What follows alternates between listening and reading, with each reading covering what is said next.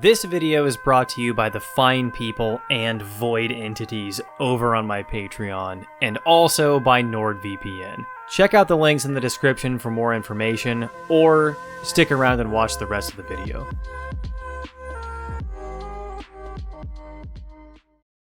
I'm not going to start out this video by saying that Cruelty Squad is anything other than a true masterpiece. And when I say that, it's not some hyperbolic way to say the game is kind of good or okay. I mean that it is, in terms of a game that had a razor-sharp vision of exactly what kind of nightmare it wanted to be, Cruelty Squad is an absolute masterpiece. And that is to say nothing of its general design and gameplay, which are exactly the opposite of how good you think they are based on the footage I'm currently showing you. Cruelty Squad, at its core, is a game where you play as a totally inhuman, psychotic, occasionally cannibalistic, organ harvesting, corporate mercenary that will kill anyone for any reason, but especially for a paycheck. Of course, on its face, particularly in today's political climate, this seems kind of gross and not fun. The only way that this concept could be made even remotely palatable would be to bury it under so many layers of satire, dry irony, and abstraction that the original concept is completely and totally unrecognizable, and this is exactly what Cruelty Squad does to a degree that is almost impossible to truly explain in a script for a YouTube game review. Let's talk a little bit about the first thing you're probably noticing, which is the fact that this game, frankly, looks like a giant pile of shit. It looks like some B-game nightmare that would be made as a prank and then uploaded to itch as a free download.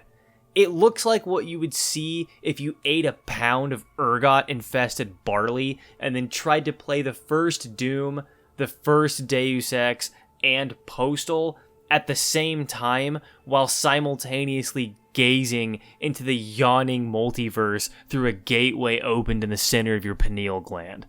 But do not be fooled. This game is very tightly designed and well thought out. This random review I found on Steam says it best. The dev put an incredible amount of thought and effort into every aspect of this game, and then put twice that much thought and effort into making it look like they didn't. It's almost impossible to conceive of how you could intentionally make a game look like this. Cruelty Squad is perfect in exactly how hellish and impossible to look at it is. This is the type of art that can only be done by a genius or someone who needs to be on heavy antipsychotics.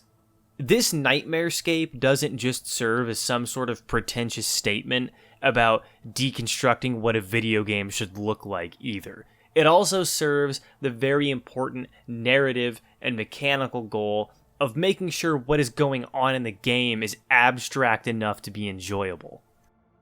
The notorious no Russian mission from whichever the fuck Call of Duty this is, something I refuse to Google, is an example of something that you may well do in Cruelty Squad.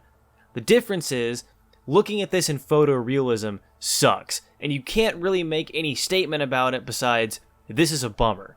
It's so bad and so infamous that honestly, I'm worried to even show footage of it because it could very easily get this video demonetized.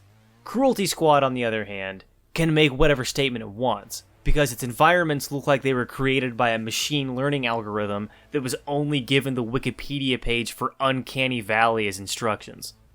Because of how off-putting this is, and how alienated and removed it is from anything you could possibly witness in real life without an IV drip of LSD, the developer is free to be as irreverent, satirical, and darkly ironic as they want without having to worry about it being too upsetting. And if you would like another way to avoid being upset, maybe you should check out today's sponsor, NordVPN. You know what NordVPN is all about by now, so why aren't you using it? A VPN hides your IP address and physical location while encrypting your internet traffic so that no one can see what kinds of heinous activities you're getting up to online. It's like a tinfoil hat for your PC. Everyone watching this channel probably has gaming disorder, and don't worry, NordVPN is for you too. Ever wanted to play or buy a game that's region locked? Just set up NordVPN, change your region, and you're set. And I know that us game people are also always looking around random websites, installing mods, and downloading a weird freeware game or two, and NordVPN has you covered there as well with its malware blocking features. So use the link in the description and the promo code ProbablyJacob to get set up with a discounted 2-year plan and start using the internet a little bit more safely. Let's get back to the video. And speaking of satire, this is probably one of the greatest examples of satire in video games that I've ever seen.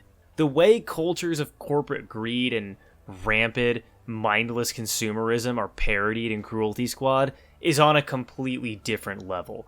The markets are an elder god. The Mega Mall is an ancient structure full of forgotten passages and dark secrets. Every single neutral NPC in the game has something absurdly dark and absurdly poignant to say. And the way that the game gets increasingly incoherent and insane over time is a perfect reflection of the world we live in, which is seemingly more incoherent and insane by the day. If I'm being honest, trying to explain this game's tone in writing doesn't really do it justice and isn't something I feel like I can do, and it might not be something anyone can do. Cruelty Squad is tapped into the current zeitgeist in a way that is truly incomprehensible, and it delivers its themes in a way that people that don't play it just aren't going to understand. It really is a piece of art that can only be experienced properly by somebody who has been playing video games for 20 years, and the more you try to take it apart and analyze it, the more you just end up damaging it. We are truly alone in our own brain, because any language or art we use to try and take the abstract thoughts in our head and make them something concrete and physical will always only be an approximation of the original thought. Cruelty Squad is best left as an abstract thought in the player's head, and in the spirit of that statement, I'm going to stop wasting time trying to explain those aspects of the game to you. It is a genius work of dark satire, and I think it will be years before people really get it. Luckily, this game is pretty complex in terms of actual gameplay and mechanics, so we still have plenty of stuff to talk about. Cruelty Squad, despite being maybe the least immersive looking game of all time, is technically kind of an immersive sim in the same vein as something like Thief or maybe Hitman. In every level, you will start out with a target or targets that you need to assassinate, and you need to get to the target and kill them, and then make it to one of the level's exits by whatever means necessary. Every level is a tangled rat nest of non-linear pathways and possibilities, and no two people are going to complete a level the same way on their first playthrough. Maybe you take a more stealthy approach and try to get to the target through secret ventilation shafts, or maybe you kick down a door and just spray shotgun rounds into a crowd and see what happens. But how you choose to go about finishing a level is more than just which route you take and which generic playstyle you want to use. There are two major factors that are going to decide how you complete a level: the weapons you bring and the abilities you choose. Weapons are pretty self-explanatory, and you can bring up to 2 per mission. You start the game with some basic weapons, and every time you finish a level, you will unlock whichever weapons you take with you to the exit. Of course, there are also plenty of secrets all over the game that will allow you to unlock secret weapons or unlock certain weapons earlier than normal, so you always want to be on the lookout for those while you play. The weapons you pick are going to determine your playstyle in several different ways. Do you have enough ammo to waste on spraying crowds of people and guards, or are you going for a more stealth, sniper vibe? Some of this is also going to be determined by which upgrades you take. For example, if you take the ammo gland as your arm upgrade, and you're shooting something with a relatively low fire rate, like the pump action shotgun, you will essentially have infinite ammo.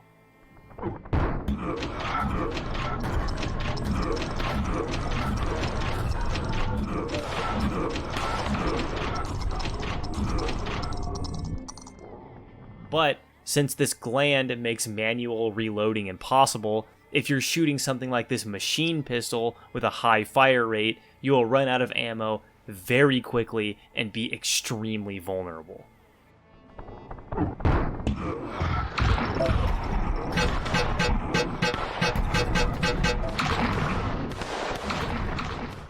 Let's take a look at a real example during my playthrough of how weapon choices, upgrade choices, and finding certain secrets while you play will all influence the choices you make and the route you take during a mission. In this mission, you're breaking into a giant mega mall to assassinate a politician that is making life hard for the elite ruling class. You could just run in guns blazing, shoot your way to the politician, jump into his bulletproof glass shield, shoot him in the face, and move on. But at this point in the game, I didn't have access to some of the more fast-moving upgrades like the intestine grappling hook, the flesh jetpack, or the more advanced body armors that allow you to have high protection while still moving fast. So this wasn't really a viable option, since going in, dick, balls, and gun out made me very vulnerable to the revenant mall cops, which, as far as I can tell, are invincible. So instead of doing all of that nonsense, I took a leg augment that would allow me to jump high enough to get into vents, snuck around to the side of where the target was, undetected, and then, since the target made the classic politician mistake of not having a roof, and since I unlocked this nice gas launcher which travels in a parabola early by finding it in a previous level, I was able to easily shoot a grenade inside of the bulletproof glass without being detected and easily walk to the exit. This entire strategy only required me to see about 20% of this level. There was a way to get to this spot that you can see above the target, and I explored them all a little bit and couldn't find it. You never know what options or secrets you're going to find by exploring in Cruelty Squad, and since the game's ranking system is based on time and has different categories for different weapons and different difficulties, exploring and experimenting to find the absolute optimal weapon setup and route to finish a level as quickly as possible is very important if you're the kind of person that wants to S-rank the entire game. There are also tons of options for making your runs even more challenging, like this tuxedo item that causes you to die in a single hit, or clicking the punishment box before you start a level to make it even harder, or by playing on the game's secret unlockable difficulty, or by doing all three of those things at the same time. Cruelty Squad can range from a semi-challenging power fantasy all the way to borderline impossible, depending on how many layers of challenge you want to stack on yourself and which difficulty you're playing on. Which brings me to the next thing I want to talk about, which is Cruelty Squad's very unique skill-based difficulty system. There are technically 4 difficulties in the game, and you can tell which difficulty you are on by the frame that is surrounding your screen. Early in the game, it's pretty tough to control which difficulty you're on, but the farther you get, the easier it is to maintain gameplay at higher difficulties. The game's default difficulty is called Divine Light, and you can tell that you're in Divine Light if you have this nice red and silver border. While on Divine Light, enemies deal normal damage to you, and you can open certain secret doors like this one for secret items and weapons, and in some cases, you can even unlock entirely new secret levels. If you die once while in Divine Light, you'll be downgraded to the next difficulty called Flesh Automaton, which has this metallic border. On this difficulty, enemies deal half their normal damage and you will not be able to open secret doors. The only way to get back to Divine Light is by either finishing a level with punishment mode enabled for the first time, which only works once per level, or by finding one of the game's secret divine shrines, which late in the game will be very easy to access. If you die 4 times in a row on the same mission, you'll be downgraded to the easiest difficulty, which is shown by this flesh border. This is the difficulty that you're probably going to spend the majority of the game in until you actually understand this game's weird-ass system and have easy access to a shrine. On this difficulty, enemies deal half damage and you're given the ability to consume corpses for a very small amount of health and easier organ harvesting, which makes building up enough cash to play the stock market and buy more upgrades easier. The first time you start playing Cruelty Squad, you're likely going to want to spend a lot of time in this difficulty for a few reasons. First, don't be fooled by the statement that on this difficulty the enemies deal half damage. It's still a shitload of damage. And in the early game, before you have good upgrades like armor, there's going to be more than enough difficulty for the average person. And secondly, like I said, this mode offers you one of the quickest and easiest ways to farm cash for some of the cheaper upgrades, which are essential for later levels and higher difficulties. As you can probably see, despite how absolutely ratchet it looks, Cruelty Squad is a very complex and rewarding game. And depending on what kind of gamer you are, you're either going to spend 10 hours in it or 100.